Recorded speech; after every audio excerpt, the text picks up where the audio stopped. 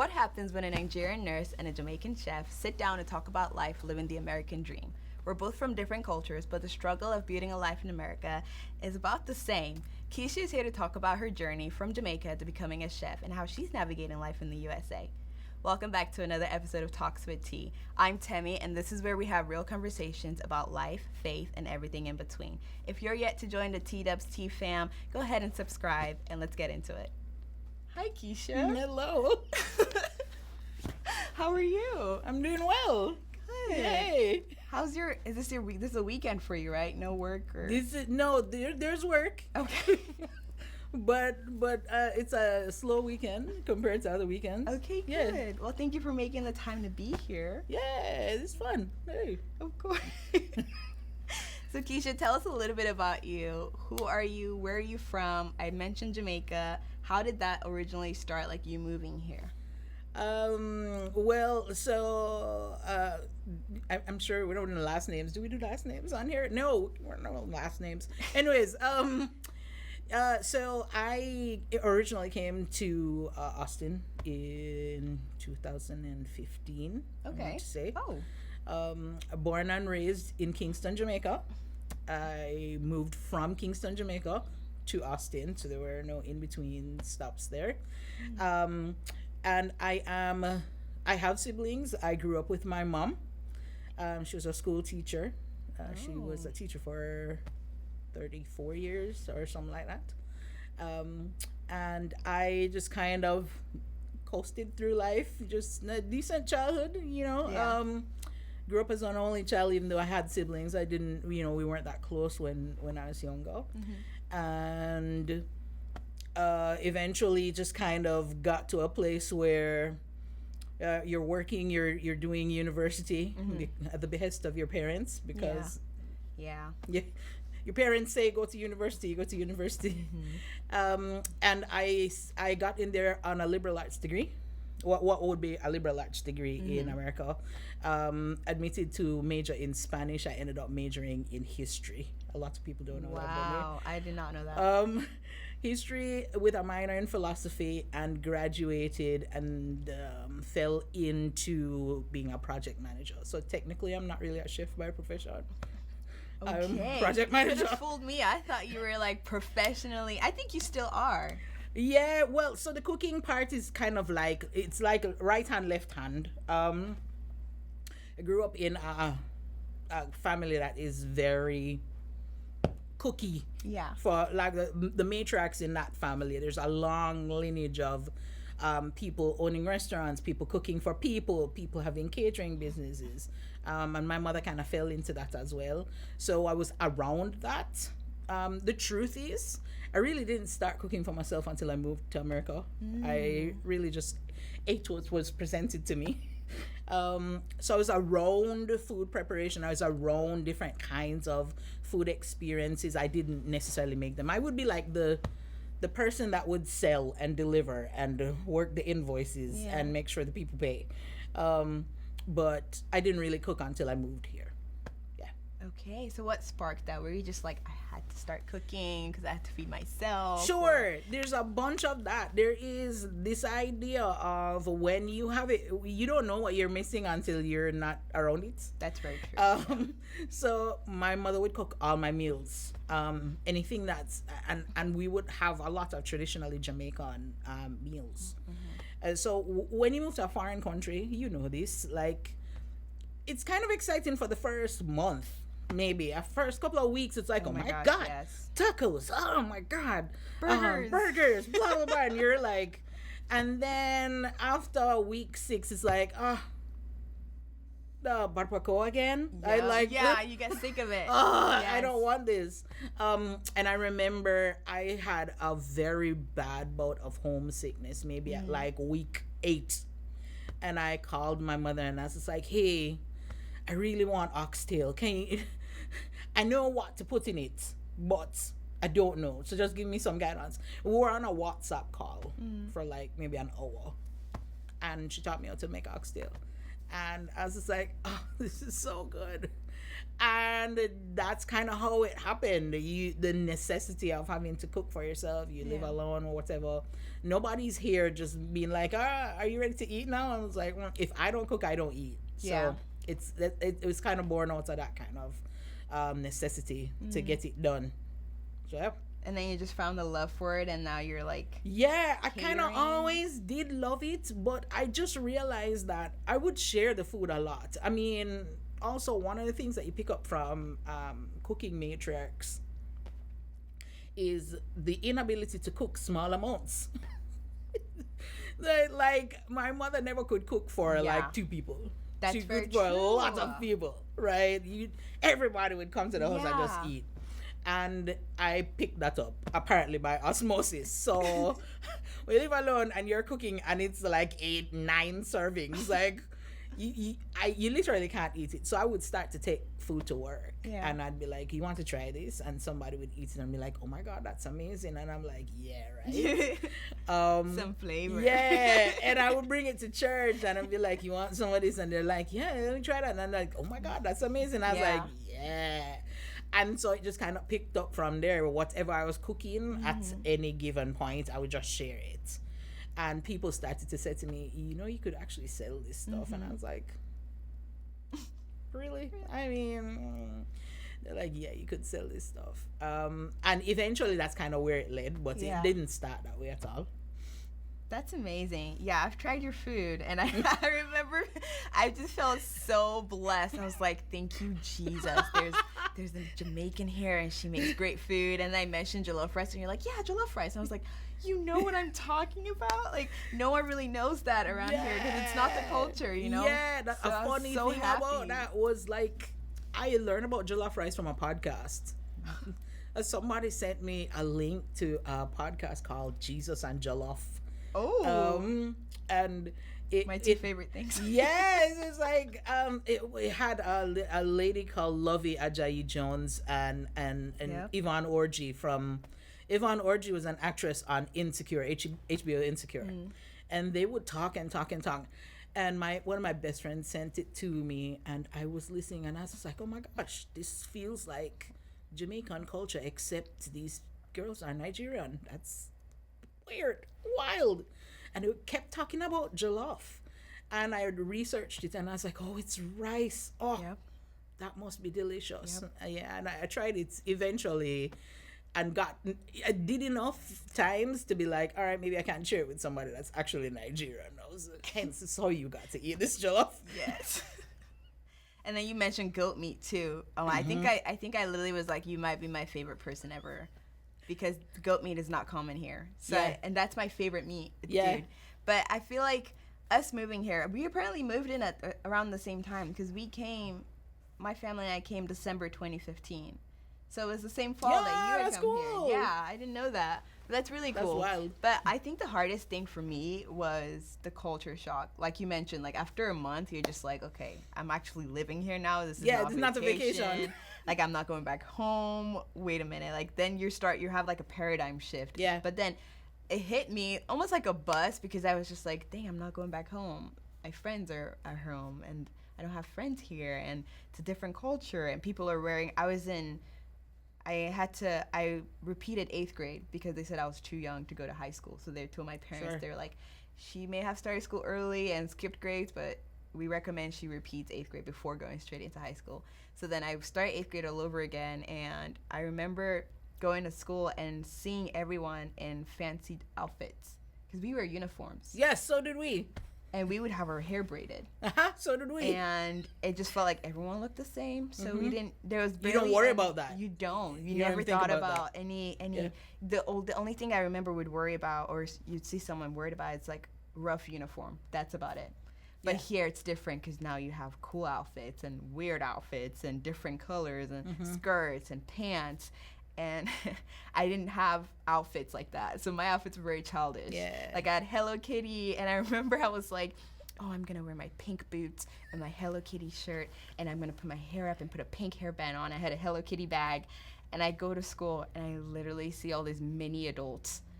And I was like, oh, this is not what I thought it would be. If I wear something like that to school in Nigeria, everyone would think you're so cool. Oh, you're not wearing a uniform? Wow, Yeah. who do you think you are? Okay.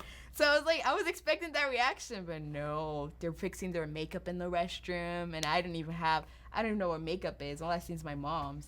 So then that culture shock was so big. And then the food part. Like my mom, you're so right. We never cooked food for just like one day. It's like enough to feed the entire neighborhood. You'd freeze some, you have stew, and you'd use that same stew for like rice and semo and pounded yam. So I was like, okay, this is interesting because now I'm going to eat, and there's tater tots, but I didn't know what that was. It's actually I had manufactured no potatoes, idea. ladies and gentlemen. No, literally, I picked some, and I went to go sit down, and I'm obviously like all eyes are on me because I'm also the new girl. Like I came in, I think the last semester, so people are like, oh, there's a new girl here, new girl here. And I remember looking at my friend or classmate, and I go, what is this? And she goes, tater tots. And I was like, oh yeah, duh. What the heck? Like I'm like tasting it, like I don't know what tater tots is. It's just like potatoes. I'm like, oh, okay, right. And then pizza and all these things. And I remember telling my mom, and no one would understand my accent. They wouldn't understand when I spoke. Yes. So then, I just felt so weird and out of place. And I was like, Mom, I'm not going to talk anymore. I'm literally not, because they keep asking me what I'm saying, and then they wouldn't respond because they don't know how to process what I'm saying. And she's like, you can't just not talk. Like, you have to talk. That's how the accent grows. I'm like, no, I'm done. I can't. And then I'd watch Netflix and all the shows and Disney, and every time they say something, I'd repeat it. And I'm like, okay, that's how they say that. Okay. And then I taught myself the accent. So now no one really can tell that I'm from Nigeria because I don't have the accent. But it was a struggle. Did you ever have something like that? Was that hard for you too, or did you find it easier? Yeah, there's some common things. The difference here is you came here. How old were you? 11. I was 37. Oh yeah. All right, so it's similar, but it's different.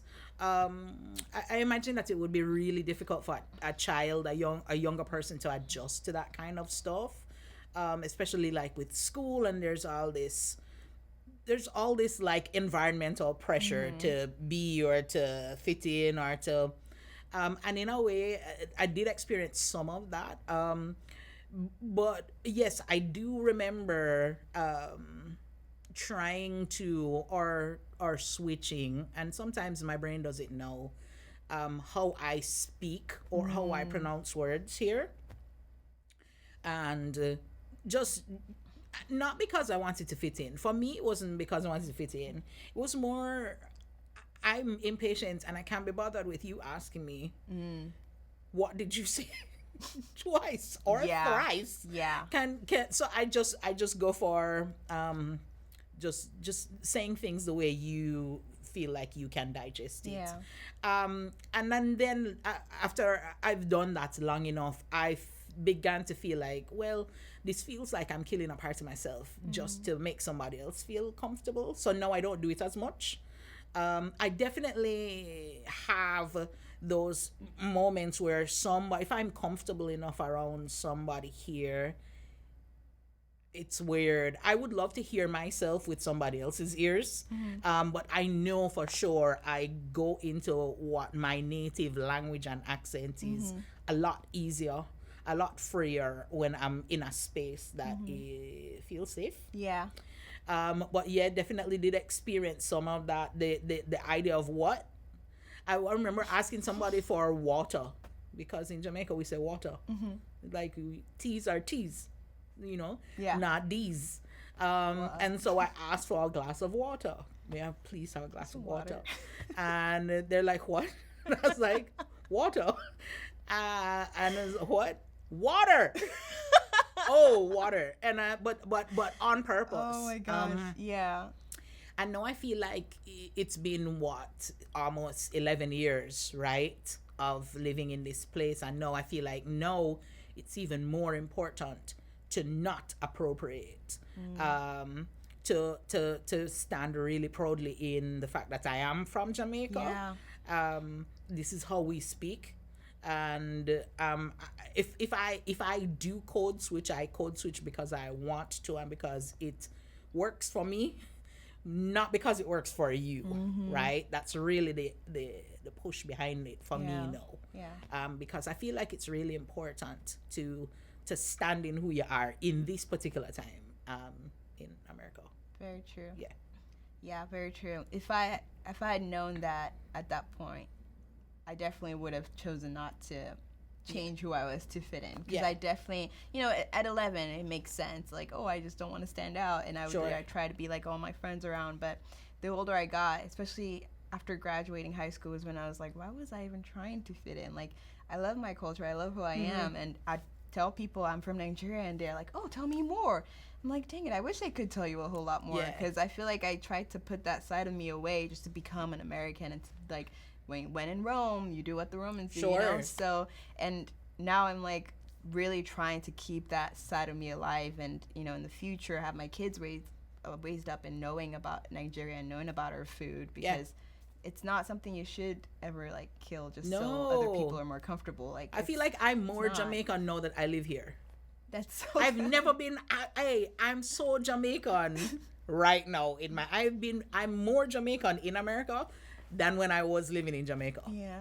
I was never this Jamaican when I was living in Jamaica. because there's something about being in a space. You don't try as hard. There are certain things that just kind of language and terms that people use in America that just we don't use them. I would never have thought of blackness as something, certainly not for me in Jamaica. I'm just Jamaican. Yes, that was huge. The people are like, and I'm just Jamaican. Huge difference, yeah. And I do remember at some point here being just kind of missing constantly being in a space where people looked like me. When you're in Jamaica, again, you everybody looks like you, or most people. Yeah.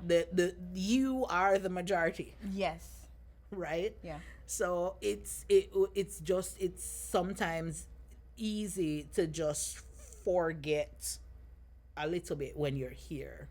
And so that's why I'm so much more Jamaican when I live in America, because I'm like, yeah, it's just me here. Yeah. So, you're representing. I remember representing Jamaica for me too, Yeah. So yeah, that's kind of that's big, because I actually didn't know. Maybe it's just because our history that they taught us in Nigeria was different from history here, but I didn't understand what racism was at all. Not until you get here. Until I got here.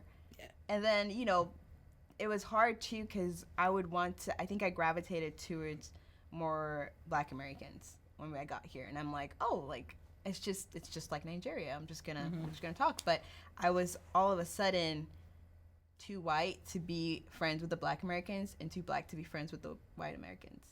And I was like, I don't understand this weird in between, and then I'd get called whitewashed, and I'm like, what does that mean? Yeah. Like, what are you talking about? And I'm speaking, I'd speak proper English, and I remember one of my light-skinned friends, I think we were sophomores at the time, and she goes, why do you speak so like proper? I was like, what do you mean proper?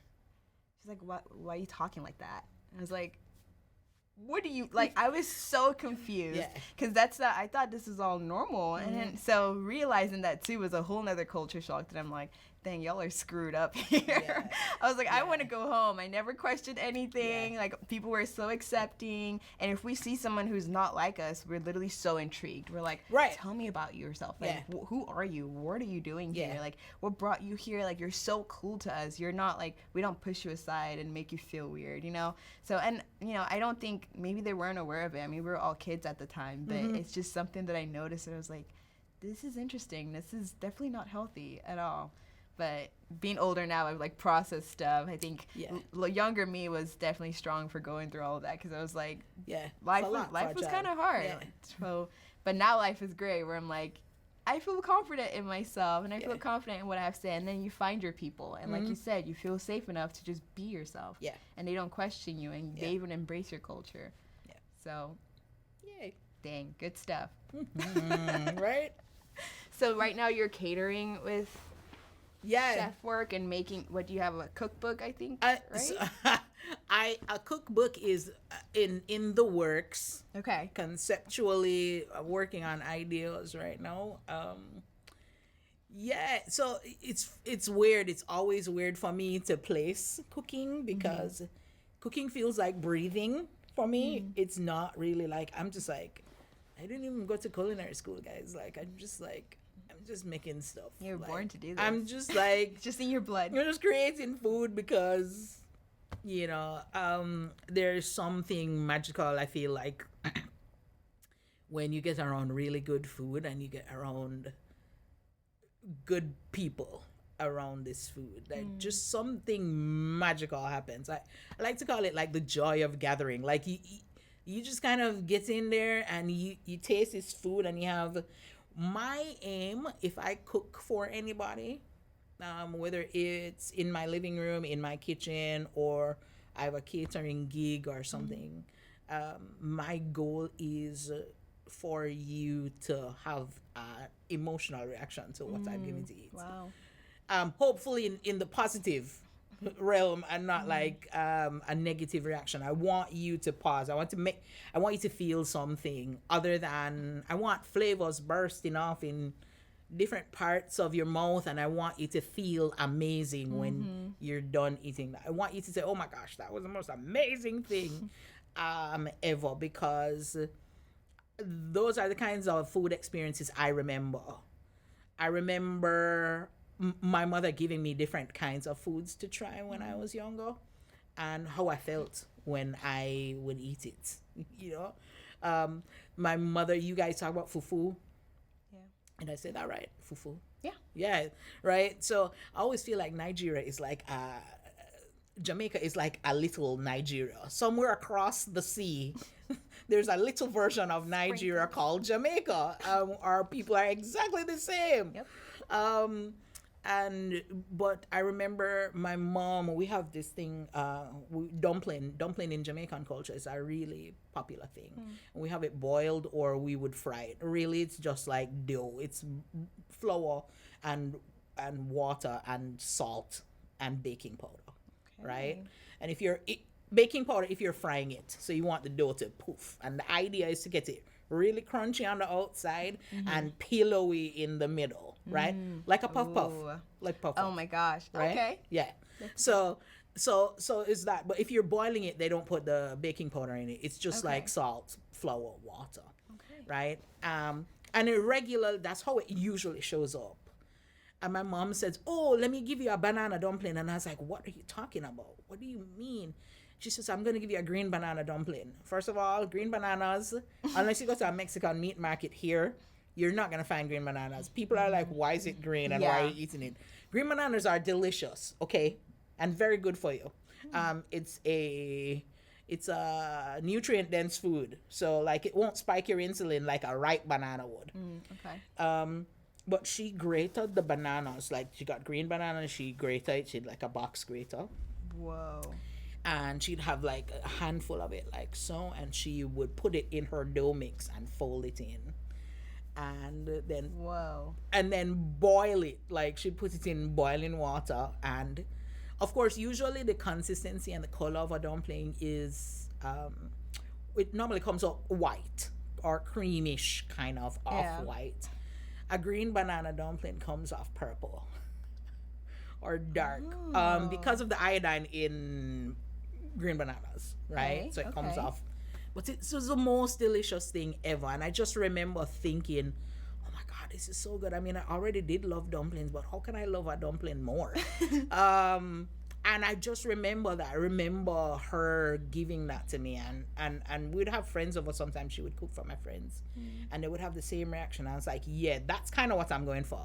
If I cook for you at my house, if I cook for you anywhere else, I want you to be like, oh my God, that was just the most amazing thing. I want it to be the most amazing thing you had that day or in your life. That's the goal. That's good. Right? So that's what we're going for. So you've hit your goal a couple of times, I think. I can definitely attest to that. Yeah. Definitely. Wow. Did you guys ever have, I mean, you probably did, but like during Christmas time, I know we'd have all our family come over, and then we would cook big batches of food and send it out to the neighbors.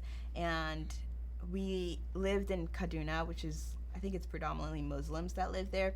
So during Ramadan season, our neighbors, a lot of Muslims, would cook and they'd send it out. So we would get food during Ramadan. During Christmas, all the Christians would cook food and send them out. Did that ever? That is was that really a thing? cool.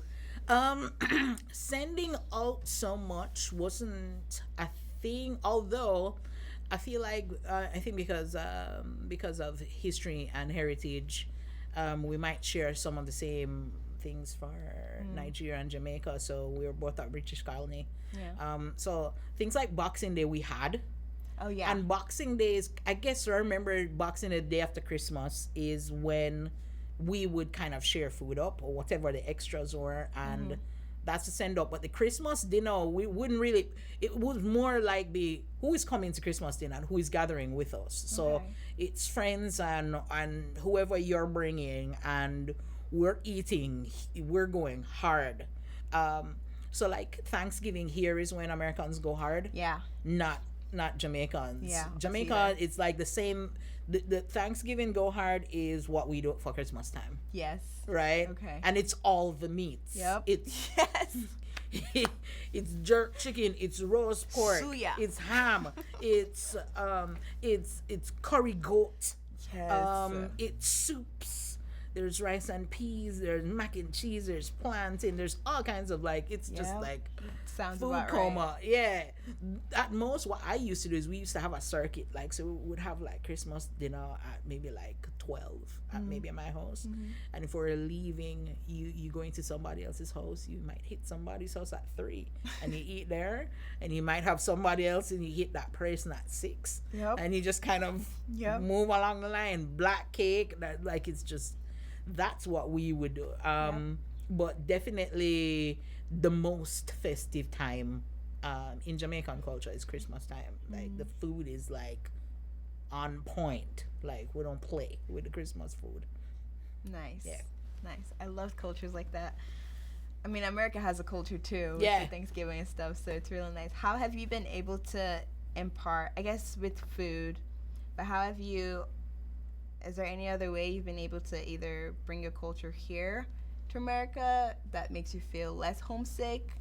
At least maybe when you first moved, was it really the cooking that did that and fulfilled that part for you, or was there anything else? Yeah, the cooking did it. The cooking was a big part of it. The other parts of when I feel really homesick, technology works for me. So I might call somebody. Just last week, I was shooting some content with another friend, and one of my friends called me in the middle of, and I paused and I took the phone call, and I moved from, no, so and so, and welcome, blah blah blah, to so what going and blah blah blah, and he was just like, that was the most entertaining. He's like, for 1 second, I totally understood, and then the other second, I had no idea. But that's the kind of thing. If I feel homesick, I might call a friend, or something else I do that not a lot of people do. But there's an app that I listen to Jamaican radio. Oh. Yeah. There's I listen to RJR. The people who are Jamaican who will watch this podcast will know exactly what RJR is. It is a Jamaican radio station. It's long. Like, I mean, Wow.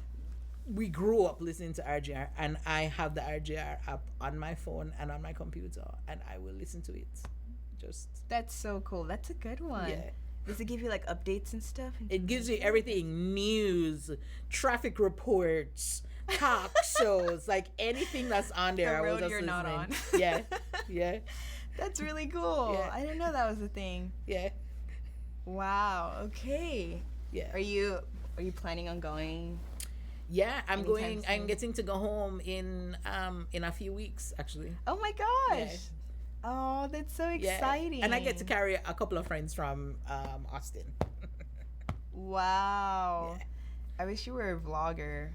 I'm going to try to get into that a little bit more. The problem with me when I go to Jamaica always is there's so much to see and do. I just forget to vlog. Honestly, that's the best way. You 'Cause know? you're being present. Yeah, I'm Yeah. just like, this would have been so good. Yeah. This shot of me eating fish on the seaside or Yep. something would be so good. And I only remember after I'm done eating. Yep. There's That's valid. Yeah. I always remember before because I know that once I go back home, I'm gonna need to watch and relive that moment. So my brain's like, record this. Record right this now for posterity. How was your faith journey like? Were you Christian in Jamaica? Did you become a Christian here? What did that look like for you? Yeah, I came to faith. I was 17. It was my first year of university, and so Jamaica is a very, in large part, it's a Christian country. Even if everybody's not walking the way of Jesus, people will say, I'm Christian, whatever. I was 17. It was my first year in university, and I had a friend in high school. Actually, a lot of my friends were Christian. I was not, and it turned out that there was this one girl. We're extraordinarily good friends right now, but I could not stand her. Like in high school, I was the devil for her. Like she would put up her little scriptures on like a board in the back of the class, John 3:16. For God so loved the world, blah blah, and I would just be like, wipe it off. The second she would walk away, I was just like, okay. I don't want to hear that. And we had a lot of the same friends who were actually Christian, so I was the only non-Christian there. And all these friends, when we graduated high school, left both of us together. They went abroad to study, and we ended up at the same university. We didn't know anybody. We were like, whoa, what is this? This is a whole new world. And we only had each other to navigate this big university space in. And so we got kind of close. And I remember there's this gorgeous chapel on campus that we would all hang out on. If we got to school early or whatever, and you just wanted to spend some time before class, we would hang out there. And she had another friend meet her there, and I was there, and I remember them having a conversation about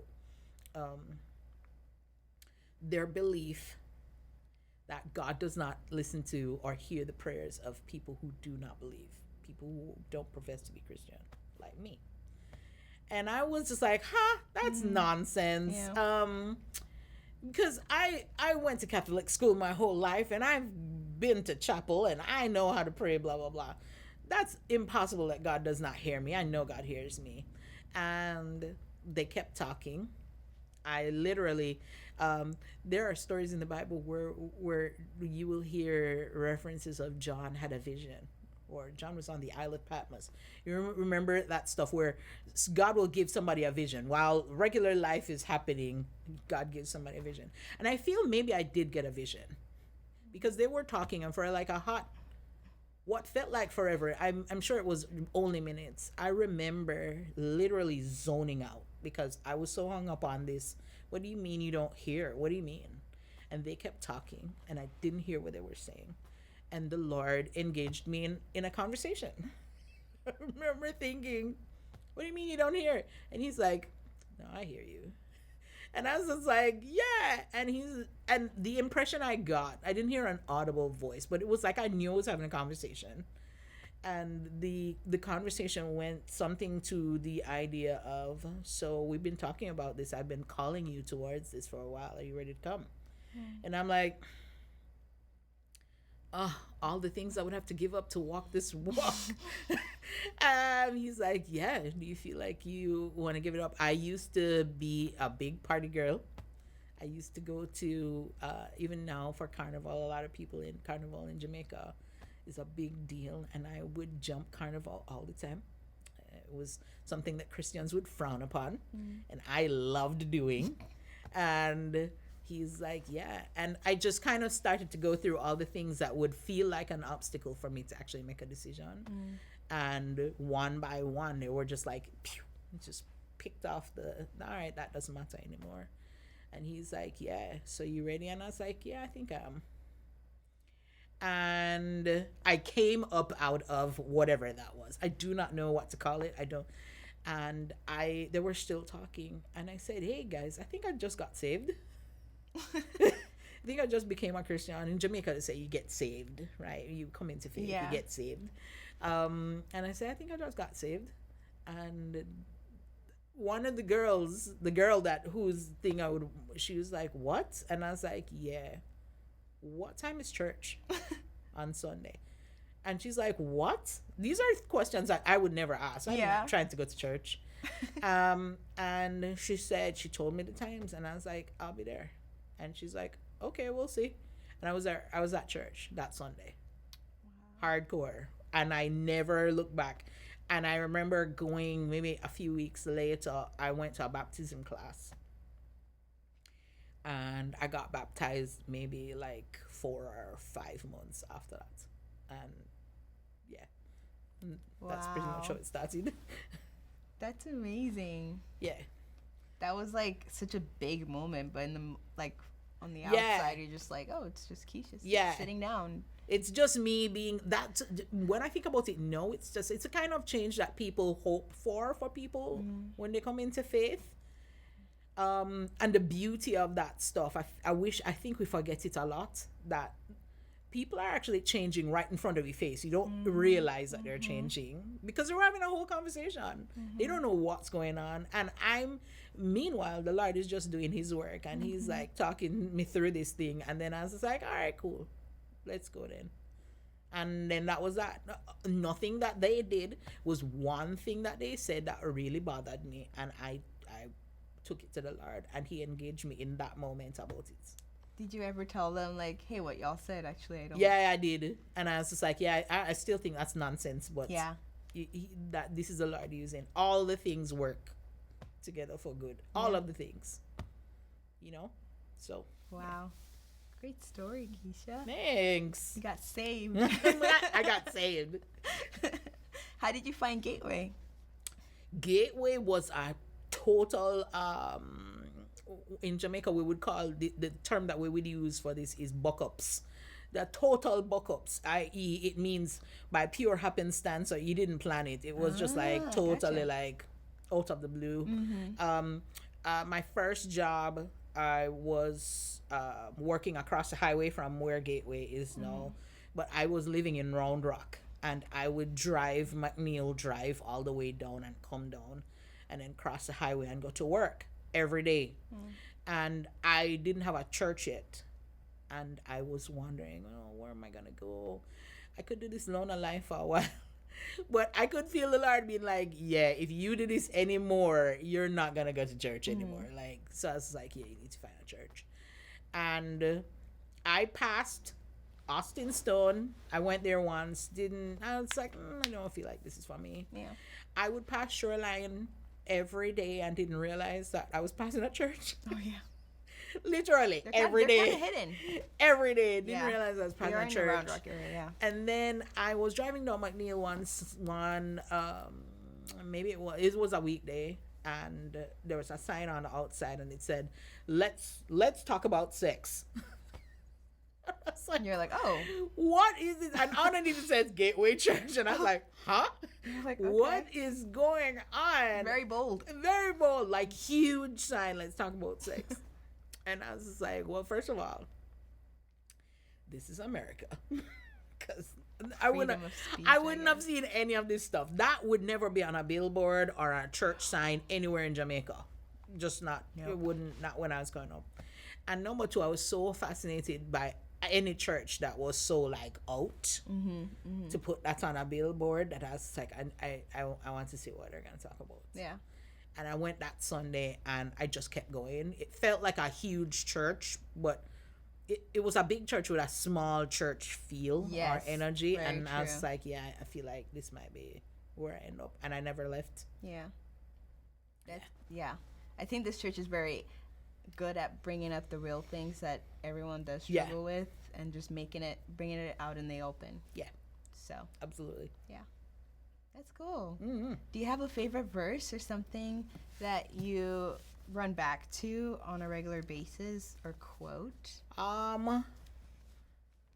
I have many verses that I run back to and quote. It depends on the season, but one that always comes back for me is the one that says, and I just said it, that everything, all the things work together for the good of them that love the Lord, who are called according to His purpose, right? Yeah. And that idea that all things, even bad things, because life is not a monolith, right? So you will have bad days and not so bad days and amazing days. You're on top of this mountain and it's just the most amazing thing. And tomorrow, not so much, And the Bible is full of whole stories where that is embodied for us, right? Yeah. So think about was it Elijah or Elisha? I always get this confused. And he comes off of this great time where he's killed all the prophets of Baal, and he's done all these great things for God, right? And he's on the top of the mountain, and one enemy of the Lord comes and threatens his life, and suddenly everything he just did is discounted by this one thing, and he runs and he hides. He goes to a mountain, and the Lord meets him there and says, "What are you doing here, Elijah?" Or Elisha, can't remember which one. And this that idea of me, I always remember that, because sometimes you can have the highest highs, like the most amazing things you've just done for God, huge things, like huge incredible things, and then one tiny thing happens and your life feels like you're like, oh my God, I can't do this. My life is, why me? Why me? It's just hey.